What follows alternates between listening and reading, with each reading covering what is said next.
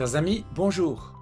En cette année 2025, la fête de Pourim se déroule les 14 et 15 mars. C'est aussi le 14 du mois de Hadar, le 12e mois du calendrier biblique. Quand Hadar arrive, la joie augmente, dit le Talmud.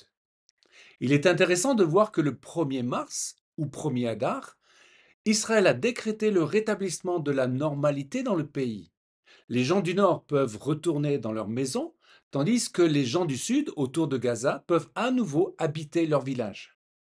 Rappelons ce qu'est la fête de Pourim liée à l'histoire d'Esther dans la Bible. Elle commémore le salut miraculeux du peuple juif dans l'ancien empire perse lors du complot ourdi par Aman pour détruire, exterminer et anéantir tous les juifs jeunes et vieux, enfants et femmes en un seul jour. Esther 9:20. Mardochée écrivit ces choses et il envoya des lettres à tous les Juifs qui étaient dans toutes les provinces du roi Assuérus. Il leur prescrivit de célébrer chaque année le 14e et le 15e jour du mois d'Adar. Israël au destin éternel. La fête de Pourim est célébrée par la lecture du livre d'Esther appelé la Megillah. Le mot Megillah est lié au mot Galgal, qui signifie roue, cycle. Contrairement aux nations dont l'histoire nationale est linéaire, une nation ou civilisation s'élève, tombe et disparaît comme les Babyloniens, les Grecs ou les Romains, l'histoire du peuple juif est cyclique, comme une roue qui parcourt l'histoire, avec des hauts et des bas, et qui revient toujours. Tandis que les nations regardent leur histoire liée au passé, Israël est tourné vers le futur, un futur prophétique.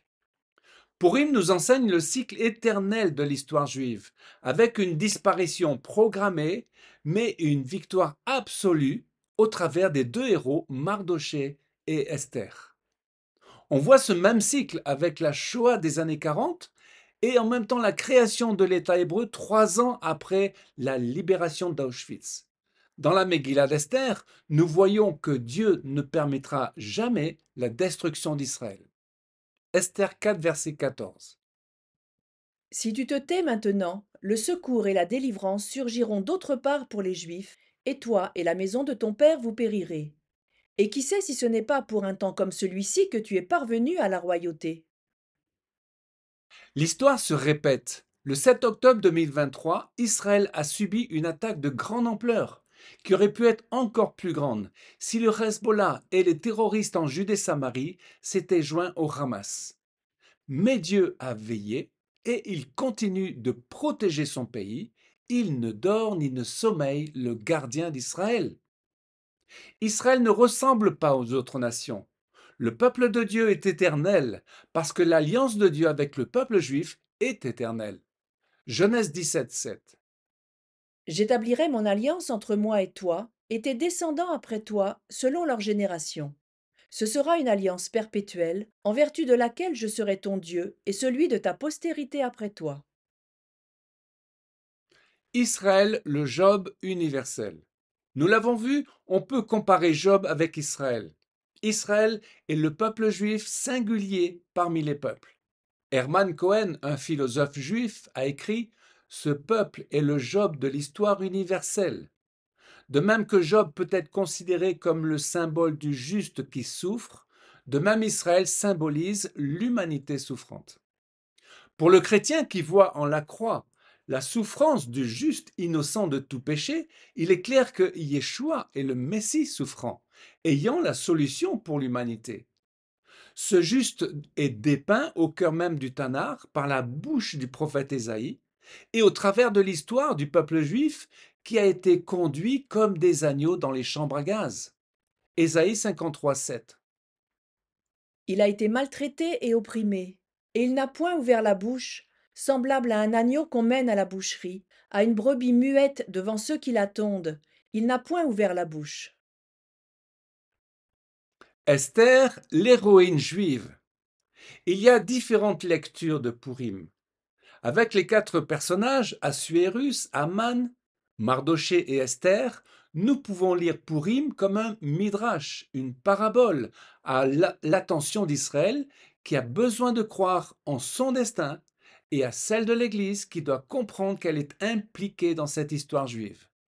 La jeune fille juive choisi par Assuérus, s'appelle Hadassa, qui signifie myrte en hébreu. Esther est un prénom persan apparenté à l'étoile du matin. Et lorsqu'elle entre dans le harem royal, elle reçoit le nom d'Esther, désignant le myrte en perse, qui en hébreu a le sens de cacher. Esther a caché son identité juive. Dieu lui-même est caché dans le livre d'Esther. Il n'apparaît pas dans le texte. On peut dire ainsi que le livre d'Esther possède un sens caché prophétique. Esther se trouve être au cœur d'un drame. Elle est confrontée à Aman, qui a le rôle de vice-roi de Perse. Et nous voyons que cet homme démoniaque va influencer le roi pour détruire le peuple de Mardoché. Esther 3.8. Aman dit au roi, il y a dans toutes les provinces de ton royaume un peuple dispersé et à part parmi les peuples, ayant des lois différentes de celles de tous les peuples, et n'observant point les lois du roi. Il n'est pas dans l'intérêt du roi de le laisser en repos. Si le roi le trouve bon, qu'on écrive l'ordre de les faire périr. Nous voyons là les racines de l'antisémitisme. Esther prend alors une décision digne d'une reine, en acceptant de rencontrer le roi sans y être invitée. C'était un risque encourant la peine de mort. Le roi lui tend alors le sceptre d'or, car elle trouva grâce à ses yeux. Avant cela, Esther avait demandé à tous les Juifs la prière et le jeûne pendant 3 jours. Son courage se résume en ces mots: si je dois périr, je périrai. Esther est avant tout une héroïne juive, à l'image de Myriam, de Déborah ou de Hannah. Marie ou Myriam, dans l'Évangile, est dans cette lignée des héroïnes juives. Esther représente le peuple juif. Ses qualités sont la foi, l'humilité, le courage, un cœur entier. Dieu recherche cela dans l'Israël d'aujourd'hui. Et nous voyons qu'au travers de cette guerre, les jeunes soldats ont démontré ces qualités. Pour beaucoup, ils ont retrouvé la foi et le courage, jusqu'au sacrifice pour le pays. Dieu recherche également ces qualités dans son Église. Ce sont celles de l'épouse. L'Église, une princesse divine. La Megillah d'Esther peut être lue au niveau chrétien. Esther représenterait alors l'Église qui doit prier pour Israël en danger. En tant que chrétiens, nous pouvons saisir en Christ le sceptre du roi Assuérus personnifiant Dieu. Ne serait-ce pas là un critère d'appartenance à l'épouse? Celui de prendre position en faveur des plans divins et de défendre le peuple choisi de l'Éternel. Jésus donne des paraboles concernant les temps de la fin, en Matthieu 25, comme un tri que Dieu fait entre les justes et les injustes. Matthieu 25, 31. Lorsque le Fils de l'homme viendra dans sa gloire avec tous les anges, il s'assiera sur le trône de sa gloire. Toutes les nations seront assemblées devant lui.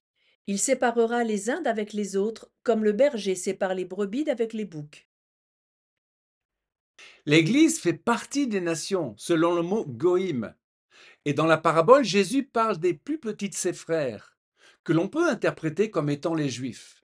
Quelle que soit l'interprétation qu'on en donne, ce que Dieu recherche chez les justes, dont le Seigneur parle, c'est l'amour dans un cœur humble, dénué de tout égoïsme, abondant en œuvres de grâce, comme Esther.